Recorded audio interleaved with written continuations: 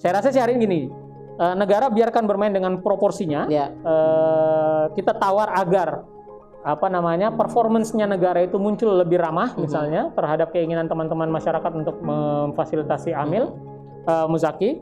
Lalu lembaga kayak lembaga zakat hari ini dan forum zakat hadir untuk melengkapi aspek-aspek kompetensinya agar tata kelola kelembagaannya kuat.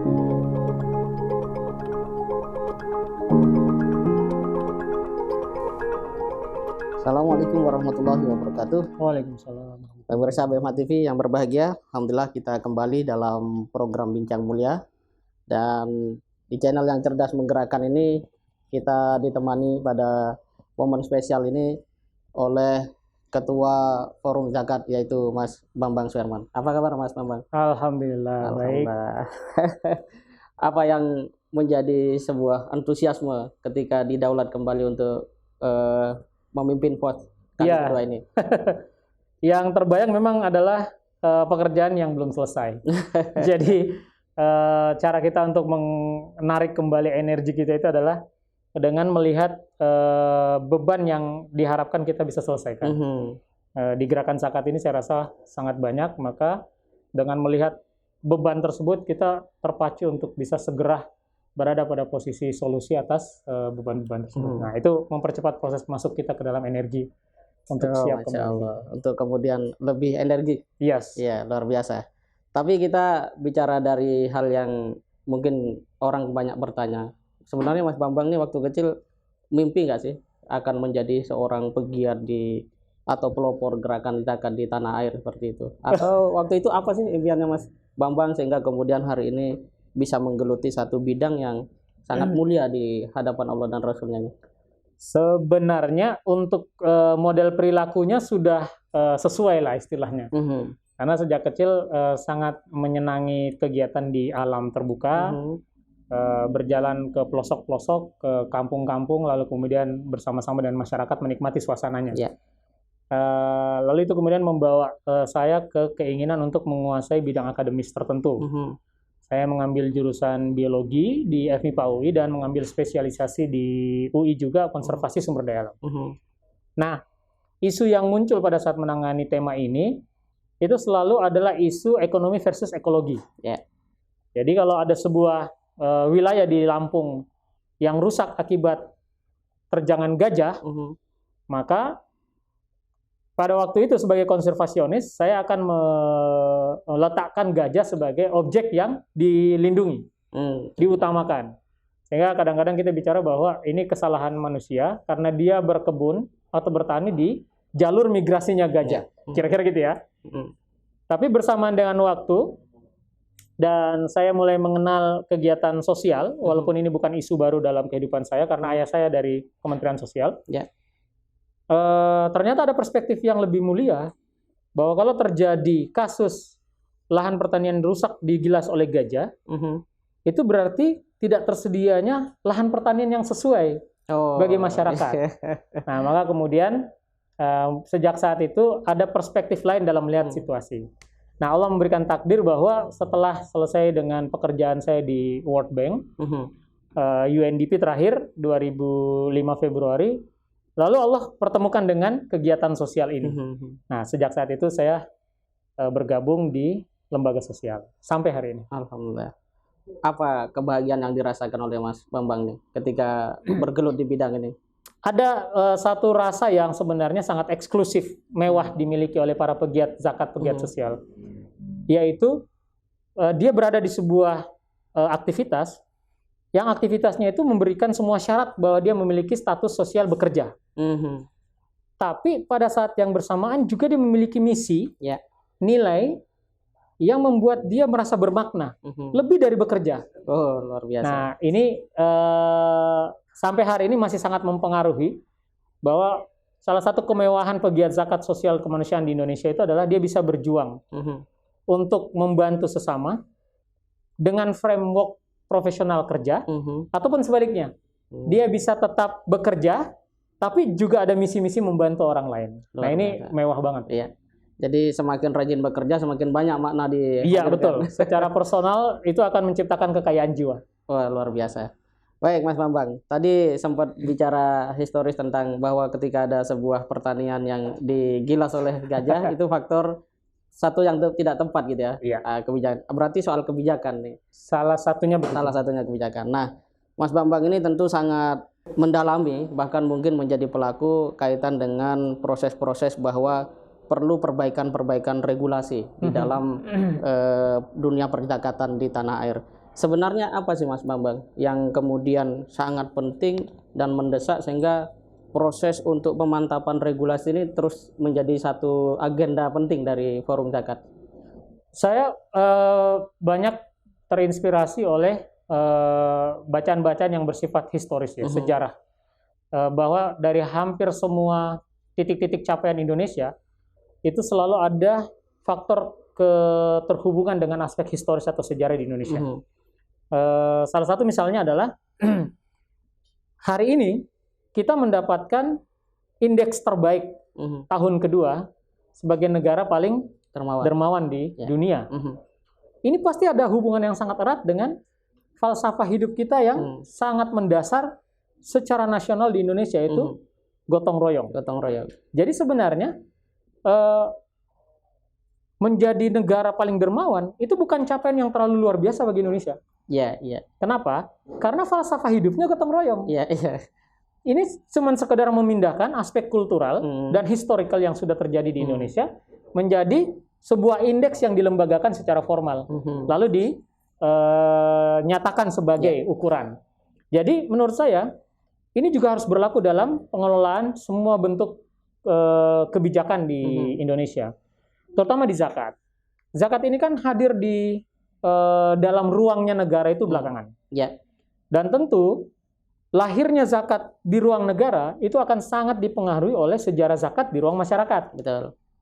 Maka kalau hari ini negara mengelola zakat akan sangat logis ya, kemudian intelektual, berkualitas apabila negara mengambil inspirasi dan memasukkan aspek sejarah tadi itu, kearifan-kearifan, keunggulan-keunggulan historis itu sebagai bagian dari konten-konten kebijakan-kebijakan kita ke depan. Kenapa?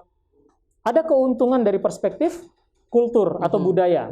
Sebab semua yang sudah pernah mengakar dalam historis kemajuan kita sebagai bangsa akan selalu kongruen sesuai dengan perilaku kita di masa yang akan datang. Yang kedua, kita sedang mempertahankan kekayaan kita. Jadi ini tidak bisa dipandang hanya sebagai sebuah kisah yang pernah ada. Tapi ini adalah sebuah produk yang bisa kita pelajari setiap saat dan menginspirasi kita untuk membuat sesuatu di masa yang akan datang.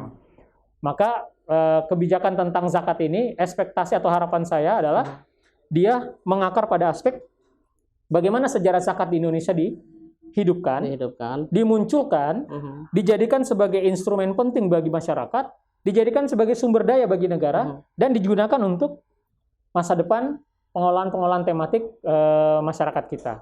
Nah, saya rasa ini adalah aspek evaluasi paling kuat terkait dengan regulasi yang kita miliki hari ini. Karena regulasi kita hari ini dengan realitas yang ada bahkan cenderung terlihat menegasikan sejarah ini. Aspek historis itu. Iya. Sebagai contoh misalnya ya, dengan munculnya aturan main dalam ruang legalisasi kelembagaan pengelola zakat, kita lihat bukannya menguatkan apa yang sudah ada, tapi dia melemahkan. Bahkan ada yang menghilangkan. Contoh kasus misalnya status Bamuis BNI.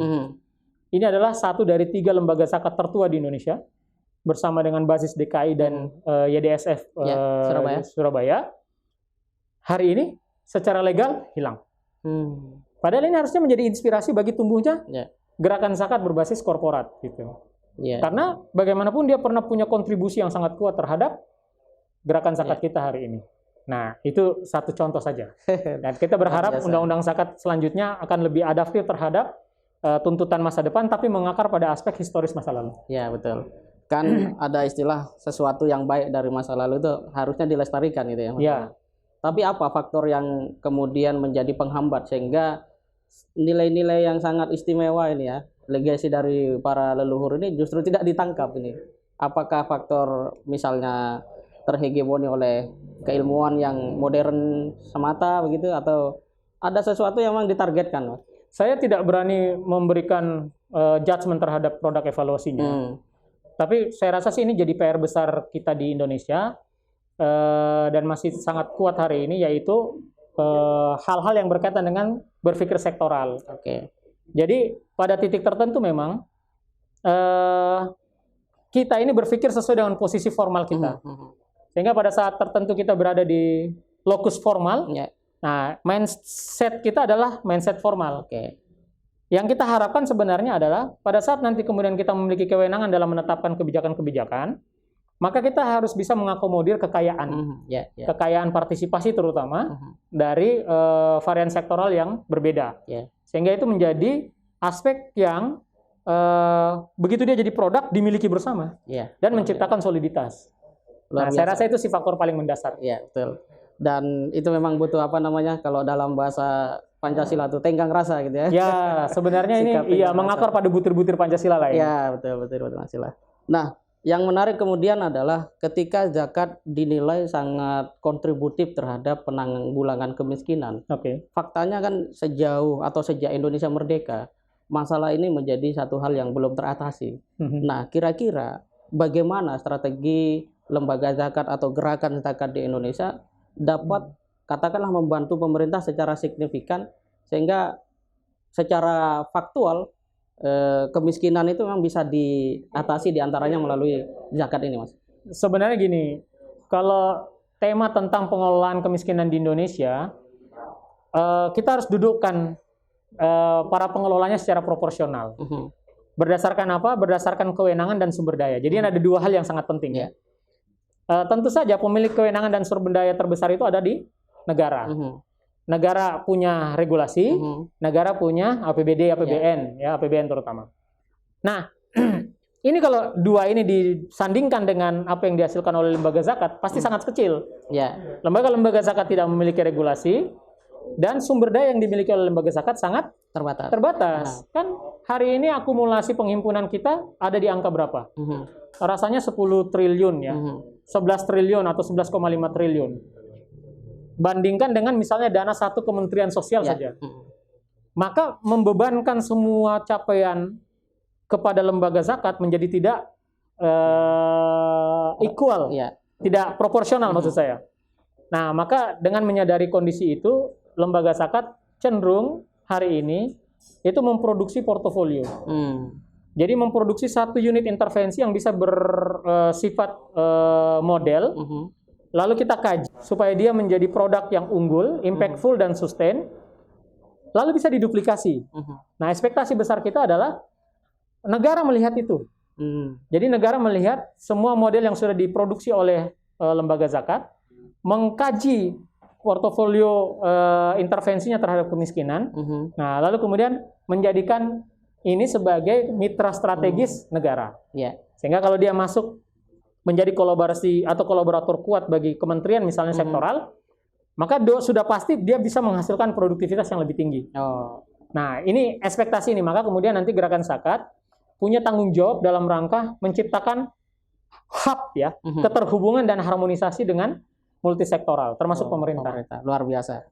Jadi memang diperlukan satu gerakan bersama dan pemerintah sebagai apa istilahnya, pemegang kendali.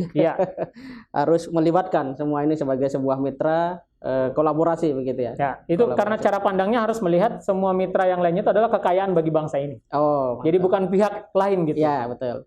Bukan orang lain, bukan sesuatu yang harus dihentikan, tapi dimajukan bersama. Berarti ini akan menjadi salah satu poin dari agenda FOS di 2021 ini sampai. Sebenarnya ini sudah menjadi misi Forum Zakat sejak awal. Cuman memang tahapan pemodelan kita itu sampai saat ini itu masih sangat kuat di aspek respon emergensi dan kedaruratan. Nah, kita pengen agar model kita itu meningkat dari model pendistribusian menjadi model pendayagunaan. Nah, jadi nanti aspek-aspek pengelolaan kemiskinan itu kan sangat dekat ke pendayagunaan ya. Maka kita akan gunakan model-model ini untuk masuk dan mengintervensi aspek pendayagunaan lebih kuat di periode yang akan datang. Jadi sebenarnya ini simultan saja. Hanya proses menyambung apa yang sudah pernah jalan, lalu kemudian menambahkan ruang-ruangnya. yang menambah energi tadi ya. Iya, yang mengembalikan energi tadi. Mengembalikan energi luar biasa. Kalau begitu secara umum Mas, gambaran bagi pemirsa kita BMH TV dan masyarakat luas, apakah kemudian FOS, kalau saya lihat di antaranya kan ada rencana untuk menghadirkan blueprint ya. Blueprint gerakan zakat kalau tidak salah itu. Sudah hadir, sudah ya. ada. Nah, itu mungkin penting bagi kita untuk mengetahui seperti apa gambaran umumnya, Mas. Sebenarnya konstelasi politik kita hari ini itu sudah mewakili apa yang dicanangkan dalam blueprint gerakan zakat. Jadi di blueprint itu dari gerakan sosial masyarakat, gerakan jalanan istilahnya, kita berharap kemudian muncul isu menjadi gerakan negara. Kalau gerakan negara kan berarti direpresentasikan oleh dua hal. Dia punya kebijakan yang mengatur dalam bentuk perundang-undangan dan dia punya lembaga yang menjadi implementator pelaksana undang-undang. Nah, itu sudah tercapai hari ini. Oh, alhamdulillah. Termasuk juga usulan untuk memiliki misalnya Kementerian Zakat. Ya. Sampai hari ini target-target antaranya sudah tercapai. Misalnya hari ini kita punya Direktur Zakat dan Wakaf misalnya. Jadi isu zakat itu sudah bukan lagi isu pinggiran jalan, tapi masuk menjadi isu negara. Nah, secara umum blueprint kita sudah berjalan sesuai dengan apa yang kita gambarkan. Kalau kita bicara peluang soal Kementerian Zakat ini kayaknya menarik nih. Sebenarnya itu sangat terbuka. Tergantung bagaimana cara kita memainkan dinamika hari ini ya. Kalau kita melihat Undang-Undang 23 2011 misalnya, sayangnya ada aspek dinamika yang relatif kurang menarik. Karena apa? Karena mindset perundang-undangan ini adalah mindset pengaturan, bukan penumbuhan. Kita memang mengetahui bahwa cara mengelola zakat itu harus akuntabel ya, good corporate governance-nya diperhatikan, transparan dan lain-lain. Tapi kita juga harus ingat bahwa zakat itu adalah amal ibadah. Dan kalau proyeksinya amal ibadah, selalu seruan dakwahnya itu adalah sebanyak mungkin orang untuk bersama-sama berzakat. Kalau banyak orang mau berzakat, berarti kita membutuhkan lebih banyak lagi amil untuk memfasilitasi dan mengatur. Nah, harusnya aspek tata kelola jangan dipertentangkan dengan semangat-semangat penumbuhan. Jadi dalam perspektif agama, kita sedang berdakwah, menegakkan syariat zakat, mengajak umat Islam agar peduli dengan hak atas hartanya, lalu membuatkan sistem pengelolaannya dengan rapi. Nah, ini yang ditumbuhkan bareng-bareng. Bukan kemudian salah satunya di. Nah, kalau hari ini kan kecenderungan yang muncul adalah, ya ini harus kita terima. Kenapa? Karena mekanisme prosedural pengajuan izinnya itu memang meletakkan aspek krusialnya di aspek tata kelola. Jadi kesiapan kelembagaan untuk tata kelola. Sehingga bisa apa istilahnya menjadikan concern lembaga zakat berubah lebih ke sana dominannya begitu. Pasti ada aspek positif, negatifnya ya. Kalau aspek positifnya memang itu menjadi isu utama sehingga lembaga-lembaga zakat ini dipush secepat mungkin untuk memiliki mekanisme-mekanisme kelembagaan yang rapi. Ya, negatifnya adalah orang merasa bahwa untuk ikut dan berpartisipasi dalam gerakan zakat itu ribet. Apalagi kalau disandingkan dengan misalnya wakaf yang sebenarnya ini adalah equal pada tema ekonomi syariah, walaupun yang satu bersifat obligatori, yang satunya partisipatori lah istilahnya itu kalau amal ya. Tidak bersifat wajib lah. Nah, tapi teman-teman sekalian, kita harus menyadari bahwa para pengelola ini harus menyadari bahwa efek yang ditimbulkan dari menguatnya karakteristik tertentu undang-undang terhadap perilaku pengelolaan zakat di Indonesia itu berdampak pada tumbuh atau tidak tumbuhnya gerakan zakat. Nah, apalagi kalau misalnya hari ini dibawa masuk ke ranah kebijakan maka seolah-olah cenderung mengumpulkan zakat itu bisa dengan sederhana membuatkan aturan main perundang-undangan. Diwajibkan saja. Nah, aspek amalnya akan dapat, cuman teman-teman ini jadi beramal kepada negara sekuler. Kira-kira gitu logika mindsetnya ya. Dan itu masyarakat mulai menyadari namanya. Betul. Yang kita harapkan kalau amal ibadah itu lahir dari pengetahuan, kesadaran, lalu kemudian tumbuh keinginan kuat untuk melaksanakannya. Nah, aspek kulturalnya ini yang perlu kita imbangi. Jadi saya rasa sih hari ini gini, negara biarkan bermain dengan proporsinya.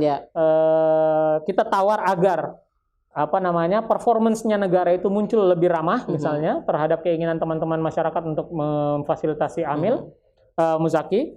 Lalu lembaga kayak lembaga zakat hari ini dan forum zakat hadir untuk melengkapi aspek-aspek kompetensinya agar tata kelola kelembagaannya kuat. Masya Allah. Jadi biar sinergi ini. Iya, luar biasa. Terus sejauh ini Mas Bambang terkait dengan satu periode kemarin, sebenarnya sejauh mana kontribusi lembaga zakat yang berhimpun di bawah FOS ini atas apa yang menjadi persoalan atau problematika umat ini? Saya harus meletakkan standar ukur dulu. Jadi kalau model standar ukur kita adalah partisipatoris yang diukur berdasarkan jumlah partisipan dan resources yang mereka kelola.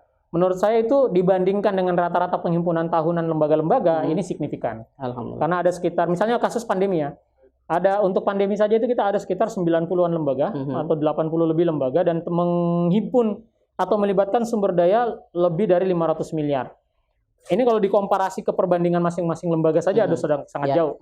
Nah, ini kita kelola dalam rentang waktu 1 tahun. Saya rasa itu adalah indikator ukur yang bagus. Ya, walaupun angka itu pasti lebih kecil lah dibandingkan 500 triliun lebih yang digelontorkan oleh negara dan turun melalui mekanisme sektoral kementerian dan infrastruktur negara. Nah, tapi dalam perspektif tertentu kita harus address hal itu. Nah, hari ini saya rasa sih meskipun resources tidak seberapa besar dengan jumlah partisipan seperti itu, maka banyak pihak yang sudah mulai meng-highlight tentang peran strategisnya lembaga zakat. Mungkin karena gini ya, mungkin karena pertama aspek intervensinya pragmatis, jadi langsung terlihat permasalahan yang dikelola. Yang kedua adalah tidak birokratis, sehingga dia bisa speed up, bisa cepat untuk mengeksekusi. Terus yang ketiga, aspek kulturalnya itu. Jadi munculnya ruang-ruang kekeluargaan yang membuat masyarakat merasa bahwa dia tidak sendirian menghadapi pandemi. Gitu. Nah, itu terjadi juga untuk bencana-bencana. Alhamdulillah. Jadi FOS sudah melihat ada sebuah peningkatan pada pengelola zakat yang tergabung di dalam FOS itu sendiri. Dengan indikator ukur tadi ya? Ya, dengan indikator yang tadi disebutkan. Nah, kalau pandangan Mas Bambang nih, nggak apa-apa subjektif. BMH kira-kira di posisi bagaimana ini? Hari ini BMH adalah salah satu pilar besar gerakan zakat di Indonesia. Kita nggak bisa melihat BMH itu hanya pada positioning brand lembaga zakatnya. Tapi kita harus melihat BMH sebagaimana ormas yang lain pada positioning brand ormasnya. Di mana dia menghimpun jaringan yang seluas Indonesia bahkan di beberapa negara. Lalu kemudian mempengaruhi perspektif masyarakat dari level paling bawah sampai level yang sedemikian elit dan memiliki kemampuan untuk melakukan proses penggerakan. Jadi hal ini kan yang mahal ini. Jadi bisa sangat mempengaruhi perubahan dalam perspektif tatanan kenegaraan. Nah, bagi saya maka BMH adalah satu instrumen penting dalam gerakan zakat di Indonesia. Dan itu tidak akan bisa dihapuskan sampai kapanpun. Karena tadi, kekayaan yang saya maksud dalam gerakan itu adalah juga aspek historis. Coba bayangkan, model dai-dai BMH yang kemudian diletakkan di pelosok-pelosok. Ini kan kalau istilah kita terjun bebas itu. Terjun bebas. Lepaskan satu, beberapa tahun kemudian jadi instrumen penggerak masyarakat, lalu tumbuh berdaya. Nah, ini ruang yang mahal. Maka kedepannya akan tetap sangat kuat menginspirasi dinamika-dinamika model-model pemberdayaan kita di zakat ini. Wah, luar biasa berarti. Dan instrumen yang lain tentu juga akan tumbuh luar biasa. Tentu saja. Ya, dengan hasil pemberdayaan dan pendayagunaan yang lebih efektif. Terakhir Mas Bambang, kira-kira apa yang kemudian harus dipersiapkan oleh seluruh lembaga zakat kaitan dengan dinamika yang ada di negeri ini, termasuk dinamika global gitu ya, kayak seperti pandemi dan sebagainya, termasuk ini kalau kita bicara atau baca berita-berita tentang utang negara, tampaknya pemerintah juga akan kesulitan dan sebagainya. Nah, kira-kira dalam perspektif Mas Bambang, sejauh mana kemudian lembaga zakat harus mempersiapkan diri dan bagaimana ke depan supaya bangsa ini bisa sama-sama kita jaga, kita rawat? Yang ada beberapa poin sebenarnya kalau kita mau mengekstrak ya konklusi-konklusi utamanya atau kesimpulan-kesimpulan besarnya. Yang pertama pasti adalah aspek-aspek yang berkaitan dengan penguatan value dan kompetensi. Jadi lembaga-lembaga zakat di Indonesia ini harus dipastikan tetap mewarisi kearifan nilainya. Bahwa dia hadir sebagai instrumen penggerak masyarakat, memastikan mustahiknya tidak ada yang menderita, tidak kehilangan harapan, memastikan muzakinya terbantu, dapat dilayani dengan cepat dan seterusnya. Ini aspek kompetensi dan tidak boleh ada satupun pelanggaran profesional yang muncul dalam kelembagaan zakat. Kalau ini muncul akan menciptakan kepercayaan publik yang besar. Yang kedua adalah kemampuan membangun komunikasi atau narasi ke publik. Jadi kita punya problem juga di lembaga-lembaga kita ini. Kalau pakai istilah gerakan kita ya, keunggulan kita, kelebihan lembaga-lembaga kita, kegantengan kita itu tidak mampu sampaikan secara menarik ke publik. Oke. Jadi aspek komunikasi kita itu masih sangat homogen, kemudian eksklusif, membayangkan objek pendengar kita itu juga adalah objek yang homogen, kalangan sendiri dan seterusnya. Menurut saya nggak bisa. Kalau kita punya kegantengan itu kita harus sampaikan ini ke publik seluas-luasnya. Keunggulan-keunggulan lembaga zakat harus mampu disposisi sebagai sebuah informasi yang bisa dicerna dengan mudah oleh masyarakat. Sehingga masyarakat melihat itu sebagai wah, ini penawaran menarik ini. Masyarakat yang memang majemuk itu kan. Iya, dan masyarakat ini adalah masyarakat Indonesia ya. Iya, betul. Masyarakat Indonesia kan sudah dari sananya memang sudah heterogen. Betul. Yang terakhir adalah kesertaan kita untuk berkolaborasi. Jadi kolaborasi itu tidak boleh hanya kemudian menjelma menjadi tagline gitu. Jargon. Dia harus muncul sebagai sebuah bentuk motivasi berproduksi. Sehingga ini akan muncul apabila lembaga-lembaga dengan keunggulan itu mau berbagi dengan lembaga yang lainnya. Jadi kearifan, kemudian keunggulan teknis, produktivitas dan lain-lain, rahasia-rahasianya harus dibuka. Terhadap sebuah objek kemiskinan, dia masuk kemudian menghasilkan sesuatu yang bagus, ini harus dieksplor kepada lembaga-lembaga yang lain. Nah, lembaga yang lain dengan semua keterbatasannya juga harus punya semangat belajar untuk masuk terlibat dengan sedikit resources, ingin memperbaiki apa yang mereka miliki. Kalau nilai dan kapasitas ini diperbaiki, komunikasi kita diperbaiki, lalu kolaborasi kita diperkuat, maka dia akan kontributif. Masya Allah. Insya Allah ke depan akan kuat. Luar biasa. Jadi sudah ada langkah konkret ya. Langkah konkret yang sudah menjadi sepertinya menjadi bagian yang sudah diagendakan selama ini oleh FOS. Iya, itu tidak ada yang berubah ya dari periode yang lalu. Yang ada penguatan. Hari ini kita penguatan dan pengembangan ya. Ya. Insya Allah. Baik pemirsa BMH TV, demikian bincang mulia kita dengan Ketua Forum Zakat Mas Bambang Suherman. Kita temukan satu jawaban yang menarik bahwa ke depan zakat akan menjadi satu instrumen yang sangat penting, dan dalam konteks ini maka pemilik kebijakan, pemerintah, masyarakat harus menyadari sehingga proses-proses yang kolaboratif di saat yang sama juga menumbuhkan nilai-nilai kultur yang positif dan telah menjadi kekayaan historis bangsa tetap tumbuh adalah hal yang harus sama-sama kita agendakan, kita rawat, kita jadi komitmen bersama. Di saat yang sama ke depan insya Allah zakat akan menjadi satu kekuatan yang insya Allah dapat memberikan satu sumbangan terbaik bagi kemajuan bangsa dan negara, terutama di dalam konteks penanggulangan kemiskinan. Walaupun tadi disebutkan secara equal tentu tidak bisa dibandingkan, tetapi secara signifikansi, kemudian sisi-sisi aktual dan faktual, gerakan zakat selama ini telah menyentuh aspek yang jauh menjadi persoalan bangsa selama ini. Tetap bersama BMH TV, channel yang cerdas menggerakkan. Dukung kami dengan komen, like, share, dan subscribe. Dan kita jumpa lagi di bincang mulia yang akan datang. Terima kasih. Assalamualaikum warahmatullahi wabarakatuh.